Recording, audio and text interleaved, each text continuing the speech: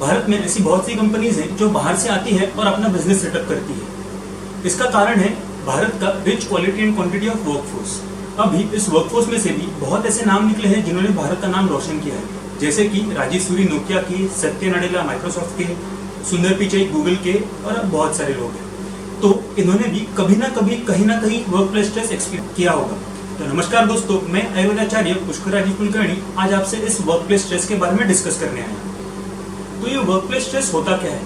आधुनिक विज्ञान में वर्क प्लेस स्ट्रेस की परिभाषा कुछ इस तरह बताई गई है। Work place stress is the conflict created between job demands of the employ and the amount of control the employ has over these job demands. यानी दो चीजों की वजह से वर्क प्लेस स्ट्रेस होता है। पहला कारण उस काम का उस व्यक्ति की तरफ से उसकी अपेक्षा, और दूसरा कारण उस काम को अंजाम देने में उस व्यक्ति की अपेक्षा। तो ये वर्क प्लेस स्ट्रेस होता कहाँ है? हमें पता है कि स्ट्रेस का स्थान शरीर और मन है, और हमें पता है जब मन बिगड़ता है तो शरीर बिगड़ता ही है। वर्क प्लेस स्ट्रेस का इस शरीर पर लंबे समय तक असर रहता है। हर एक व्यक्ति की सहन शक्ति पर डिपेंड करता है कि उस वर्क प्लेस स्ट्रेस के उसके ऊपर लक्षण कब और कैसे दिखाई देंगे। और जब ये वर्क प्लेस स्ट्रेस बढ़ता है तो सर दर्द होने लगता है, हमारी इम्यूनिटी कम हो जाती है, हमें नींद नहीं आती, एंजाइटी बढ़ती है, पेट की तकलीफ चालू हो जाती है, शुगर के प्रॉब्लम्स होते हैं, एंजाइटी बढ़ती है, और सबसे ज्यादा इंपॉर्टेंट, सबसे महत्वपूर्ण, हमारा फोकस कम हो जाता है, जिसकी वजह से हमारा काम अफेक्ट होता है।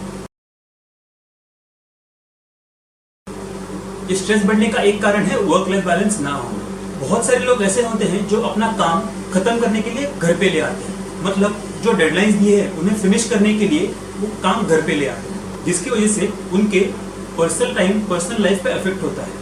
क्योंकि ये पर्सनल टाइम और पर्सनल लाइफ की ऐसी एक जगह है जहां हम अपने माइंड को, बॉडी को रिलैक्स कर सकते हैं। और जब ये आपका पर्सनल टाइम, पर्सनल लाइफ आपको नहीं मिलती, उसकी वजह से बॉडी में स्ट्रेस बढ़ते जाता है, और इसकी वजह से मैंने जो पहले बताए वो सब लक्षण दिखने लगते हैं, और आगे जाके कोई बड़ी बीमारी हो सकती है। ये वर्क प्लेस स्ट्रेस होता कब है? ये वर्क प्लेस स्ट्रेस कोई एक दिन में होने वाली चीज नहीं। ये वर्क प्लेस स्ट्रेस जब कई दिनों तक, कई महीनों तक जब बॉडी पे रहता है, जब माइंड पे रहता है, तब उसकी कुछ लक्षणें दिखने को चालू हो जाती है। यानी कि ये क्रॉनिक डिसीज है, मतलब इसके लक्षण दिखने में बहुत टाइम लगता है।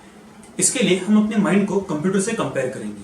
जैसे कंप्यूटर में रैम होती है, वैसे ही हमारा माइंड मतलब हमारे बॉडी की रैम है। इस रैम की भी एक लिमिट होती है। अगर इस रैम के लिमिट के ऊपर अगर हम कंप्यूटर में प्रोग्राम्स ओपन करते हैं तो कंप्यूटर हैंग होने लगता है, कंप्यूटर ढंग से चलता नहीं।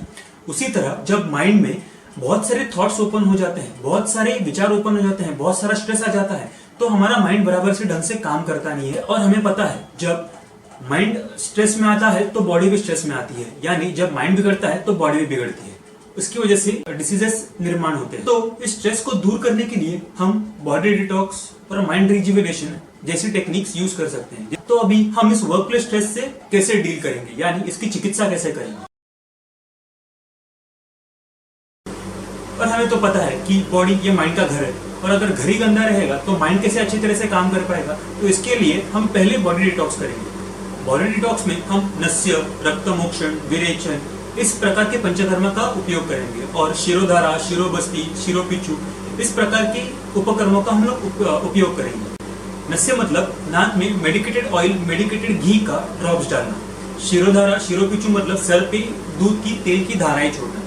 रक्तमोक्षण मतलब कोई भी अपनी वेन में से ब्लड का लेटिंग करना, मतलब खराब खून को बाहर निकालना, जिसकी वजह से बॉडी का प्रेशर कम हो जाता है। विरेचन, विरेचन की वजह से जो एक्सेस पित्त रहता है वो सब बाहर निकल जाता है, जिसकी वजह से बॉडी की हीट कम हो जाती है और बॉडी काम रहने लगती है, शांत हो जाती है। माइंड को रिजुवेट करने के लिए हम चिंतन यानी मेडिटेशन का इस्तेमाल करेंगे। इससे क्या होगा कि हमारी माइंड की जो लोड बेरिंग कैपेसिटी है, यानी जो स्ट्रेस बेरिंग कैपेसिटी है, वो बढ़ जाएगी, काम करने की कैपेसिटी बढ़ जाएगी, फोकस करने की कैपेसिटी बढ़ जाएगी, जिसकी वजह से आपका कौन सा भी काम एकदम आप फोकस से कर पाओगे, और आपकी प्रोडक्टिविटी बढ़ेगी, और आप स्ट्रेस फ्री काम कर सकोगे, और आपको ज्यादा सफलताएं मिलेंगी। इसके साथ साथ आपको आपका वर्क लाइफ बैलेंस मेंटेन करना पड़ेगा। इस वर्क लाइफ बैलेंस मेंटेन करने के लिए मैं आपको एक छोटी सी तरकीब देता हूँ। जब कभी भी आप अपने काम के लिए निकलोगे तो घर से निकलने से पहले 2 मिनट के लिए एक जगह पे शांत बैठ जाए। इस 1 मिनट में आप अपने घर के थॉट्स कट ऑफ कर दीजिए, जिसकी वजह से आप अपने वर्क मोड में आ जाते। इसके बाद अपने काम के जगह पे जाके अपना काम करिए।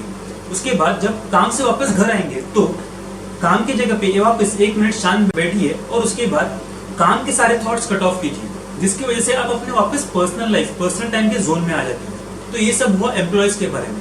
एम्प्लॉयर्स के बारे में क्या? अभी एम्प्लॉयज के ऊपर वर्क प्लेस स्ट्रेस ना हो, इसके लिए एम्प्लॉयर्स क्या कर सकते हैं? हर एक एम्प्लॉयर जब कोई व्यक्ति को अपनी कंपनी में हायर करता है तो उस एम्प्लॉयर को उस व्यक्ति के हिसाब से उसकी जॉब डिजाइन करनी चाहिए, क्योंकि जब अच्छी जॉब डिजाइन होगी तभी उस व्यक्ति का, मतलब जो हायर किए हुए व्यक्ति का मेंटल और फिजिकल कैपेबिलिटीज बढ़ेगा। उसके बाद उस व्यक्ति को, उस एम्प्लॉय को मालूम पड़ेगा कि उस कंपनी में उसको एक अच्छा डिजायरेबल फ्यूचर है।